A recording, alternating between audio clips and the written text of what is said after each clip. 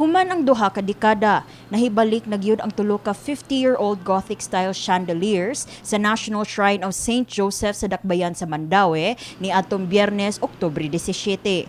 Asoy ni Father Ian Fel Balangkig, miyembro sa pastoral team sa Shrine of St. Joseph, nga gibawi nila ang mga chandeliers gikan sa usa ka parokya sa Matutinaw, lungsod sa Badjan, tungod ubos sa direktiba nga giluwat atol sa paglahugay sa mga kaparian sa Archdiocese of Cebu ni adtong Agosto 2025. May parish nga nagtukod pa sila, nagsugod pa sila. They requested that time nga ilasang kung pwede ba dito lang sa ang chandelier sa ila, no?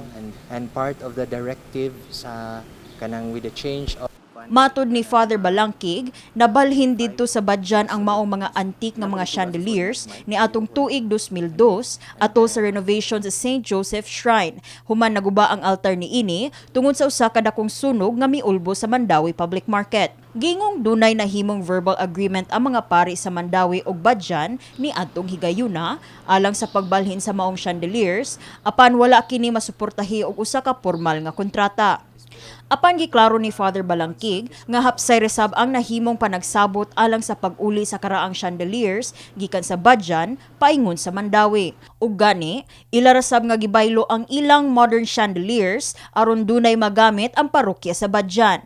Dugang sab niya nga usa kini sa ilang lakang aron makumpleto ang ilang artistic ug architectural requirement aron mahimong basilika ang National Shrine of St. Joseph. Yes, this is the first step in our preparations sa pagkabasilika kay tulo man kabuk ang murag requirements for a church to be a possible basilica. History, no, which is naa ang kuan, devotion, which is naa San Jose de Mandaue. And third is ang kuan, artistic and architectural beauty sa usa ka simbahan.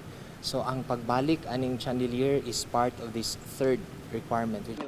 Gani, tungod sa kakaraan sa mga chandeliers, giampingan kinig maayo sa biyahe nga miabot og 4 ka oras aron lang masiguro nga mabalik kini nga walay mga kadaot. Pag-transport na mo na amo gyud sa gikuan, gikupol ni siya og stretch film, and then gikuan sa kini nga scaffolding, ikarga og van, container van ang ikargahan na padong diri.